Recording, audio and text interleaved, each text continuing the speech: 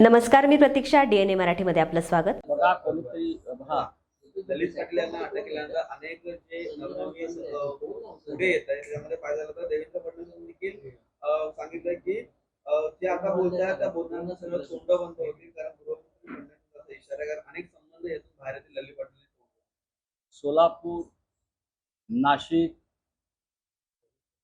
मुंबई, पुणे आतापर्यंत साधारण 700 ते 800 कोटी रुपयाचं ड्रग्स हे जप्त केलेलं आहे. याच्यावरती राज्याच्या गृहमंत्र्यांनी बोलावं.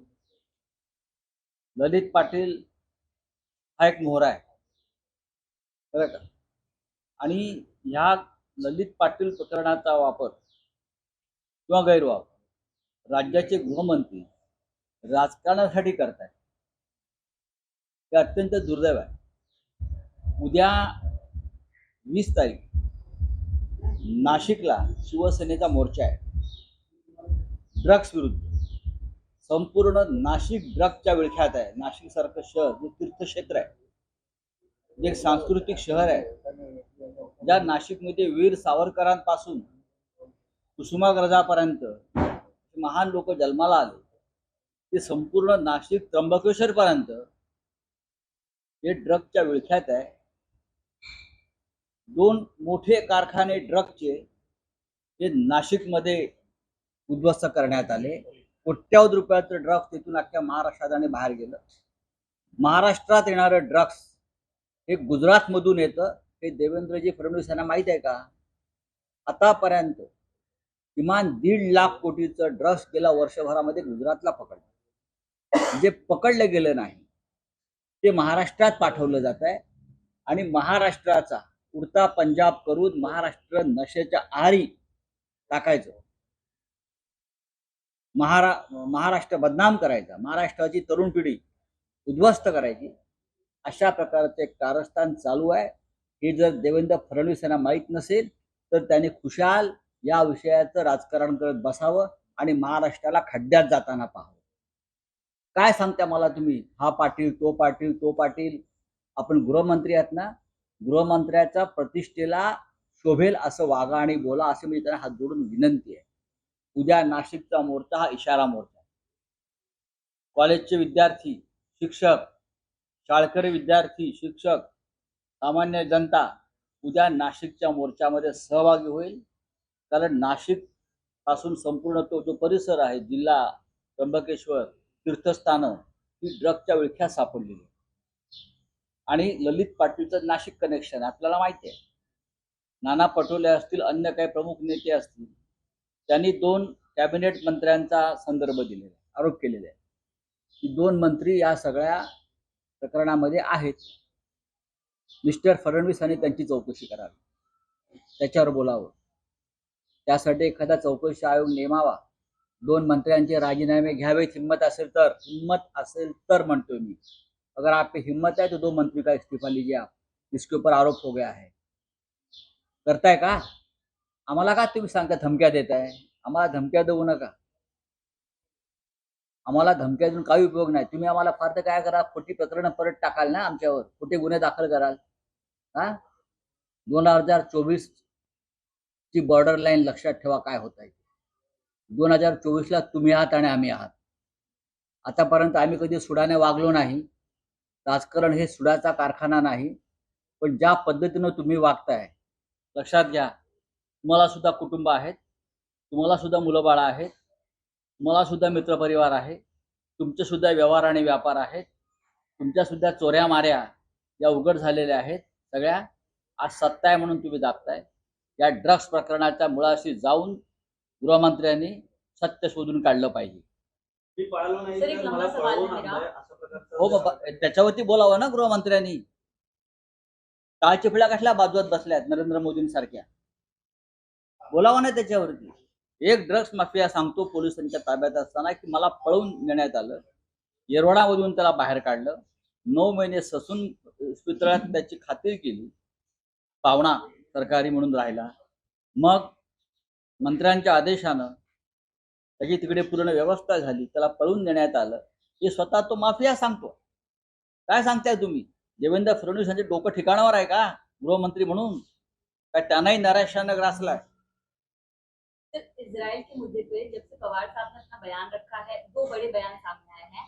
फडणवीस ने कहा है कि शरद पवार मुस्लिम राजनीति, जो तुष्टीकरण की राजनीति कर रहे हैं, मुस्लिम वोट के लिए ऐसे बयान दे रहे हैं। बात ऐसी दूसरी है तरफ से कि एक और हेमंत बिस्वा ने कहा है कि शरद पवार क्या बहुत जल्द सुप्रिया सुले को हमास भेजने की तैयारी कर रहे हैं। तो ये दो बड़े रिएक्शन उनके बयान के बात बाद ऐसी है,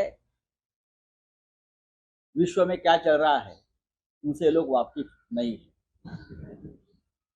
ये जो है तुम्हारे असम के मुख्यमंत्री, ये तो एक जमाना में कांग्रेस के सिपाही सलाहकार रहे हैं बड़े, देवेंद्र जी।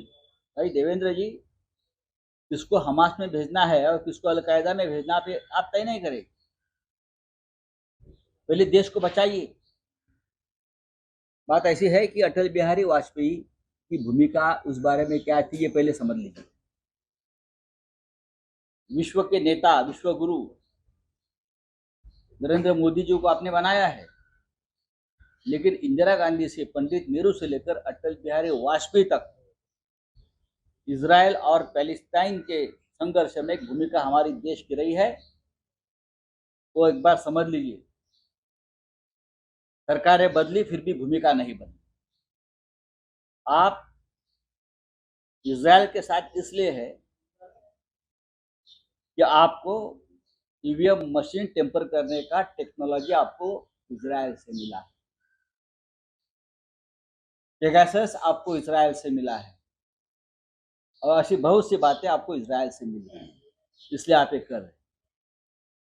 हम इजराइल के खिलाफ नहीं है, न पैलेस्टाइन की साइड ले रहे, लेकिन पैलेस्टाइन के बारे में, यासर अराफत के बारे में नेहरू जी से लेकर, इंदिरा जी से लेकर अटल बिहारी वाजपेयी तक एक भूमिका है। उस भूमिका का और इतिहास का अध्ययन देवेंद्र भाई ने करना चाहिए।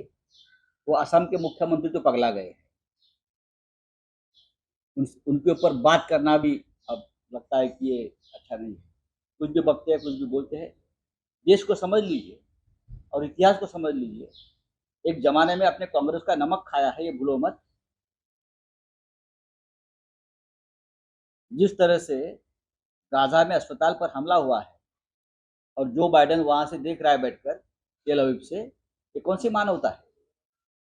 इजराइल में जिस तरह से हमास ने लोगों को मारा है, ये बहुत ही गंभीर है, दर्दनाक है। युद्ध के बाद हमने देखा है करगिल में क्या हो गया, बांग्लादेश वॉर में क्या हो गया। सामान्य जनता सबसे ज्यादा उसमें दर्द झेलना पड़ता है, और हमास और इजराइल के युद्ध में भी सामान्य जनता ही मर रही है। नेता जो है बंकर में आराम से बैठे फाइस्ट। तो भाई देवेंद्र जी, एक बार जाइए आप गाजा पट्टी में और इजराइल में, और इतिहास समझ लीजिए। अटल बिहारी वाजपेयी की संसद के भाषण सुनिए। अटल जी जब प्रधानमंत्री थे 2 बार, तब उनकी पैलेस्टाइन के बारे में जो भूमिका रही है वो देख लीजिए। उसके बाद जो युद्ध शुरू हो गया, जयशंकर जी जो हमारे एक्सटर्नल अफेयर मिनिस्टर है, उसने एक भूमिका बाद में स्पष्ट की है पैलेस्टाइन के बारे में, वो भी देख लीजिए। यहाँ बैठकर सबको एडवाइस देते आप, वो बंद कर लीजिए। सर ओवैसी 23 अक्टूबर को एक जो पैलेस्टाइन और गाजा में के खिलाफ प्रोटेस्ट ऑर्गेनाइज कर रहे तमाम पॉलिटिकल पार्टीज के लीडर्स को बुलाया है, मुझे मालूम तो सर उसमें शामिल हो सर, गए मराठी लोकांच्या मेळाव्यामध्ये पंतप्रधान कोण असं विचारलं तर राहुल गांधींचं नाव कार्यकर्त्यांकडून घेण्यात आलेलं आहे. ठीक आहे, 2024 पाहू ना। चलिए, थँक्यू। सर हमास आणि टेंबी नाक्यावर ज्यावेळेला गेला होता काल देवीच्या दर्शनासाठी, पोटदुखी, भीती आणि पोटदुखी, आणि जळफळाट, देवाच्या दारात तुम्ही असे कृत्य करता, हिंदुत्ववादी समजता हा। आणि रश्मी ठाकरे तिथे आल्यावर तुम्ही घाबरून लाईट बंद करता, पंखे बंद करता। देव पाहतो आहे, हिंदुत्ववादी आहेत म्हणून सांगतोय तुम्ही, स्वतःला हिंदुत्ववादी मानताय ना। एका महिलेला घाबरताय, रश्मी ठाकरेंना घाबरताय। फडणवीस कह रहे हैं कि महायुति हमारी जो सरकार है महायुति, इसमें कोई भी मतभेद नहीं है, कोई झगड़ा नहीं है सीट शेयरिंग को लेकर। पता चलेगा, जल्दी ही पता चलेगा। ये जो क्या अजित पवार का एक गुट है, शिंदे, बीजेपी। हाँ, क्या होता है चुनाव में आपको पता चलेगा। सीट शेयरिंग में क्या होता है, सीट शेयरिंग के बाद क्या होता है, इलेक्शन के बाद क्या होता है, कौन रहेगा कौन जाएगा, ये सब पता चलेगा आपको। Thank you. आसामच्या मुख्यमंत्र्यांनी